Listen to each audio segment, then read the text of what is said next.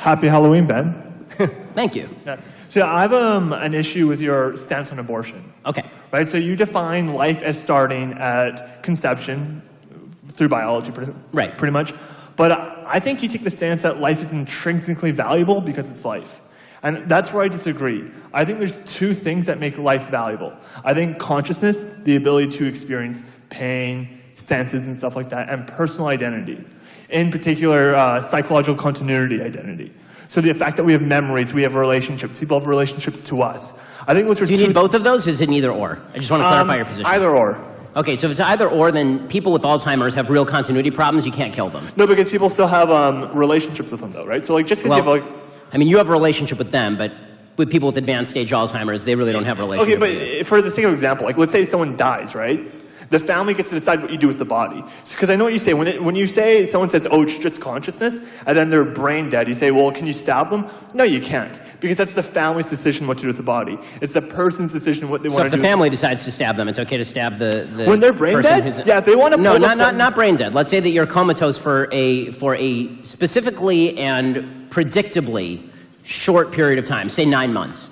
Say now, well, what is the person... Okay, yeah. No.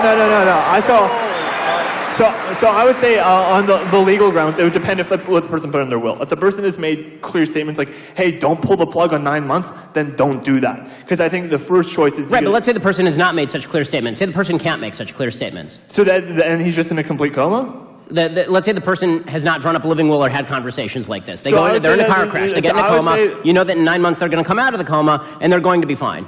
Are you allowed to stab? Can the family say, you know what, these 9 months, stab the dude. Wait, so they're fine, so they're going to get their memories back? Let's say they don't get their memories back. Then I would say then that person is dead. And yeah, if the family wants to pull the plug, that's fine. I would have no problem with that, yeah. No, I would have no problem with that. Because that person is dead. You're getting into some dicey territory, dude. No, I think that person is dead. Right? And that's the best way to define life, is personal identity and consciousness. That's what makes life valuable. Right, so I think that, again, if you were to say both, that's too much. And if you were even to say either, I don't think either one of those legs stands on its own. Okay, because what you really mean, this is the thing about having a baby. It's a process of development. Right? And this is the point that I'm making. There's a period in this human life when that child does not have, or fetus or embryo, whatever you want to call it, when this living thing does not have consciousness and does not have a sense of identity. But in 9 months, it will have consciousness. Well, and even then, by the way, babies don't have a sense of identity for at least a certain number of months after they're born. I mean, babies can recognize their parents' voices after they're born. That's not a sense of identity. Rats can. No. I would say it is, because it's a form of memory, though. Right, and that's what I was using. So are you a Jainist? Because animals also have consciousness. No, I would say that killing animals is wrong. You have no problem with that. So just to get this straight,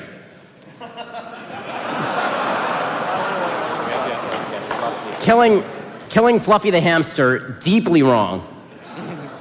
Killing a dude who who's going to wake up from a coma in 9 months with memory problems, totally cool.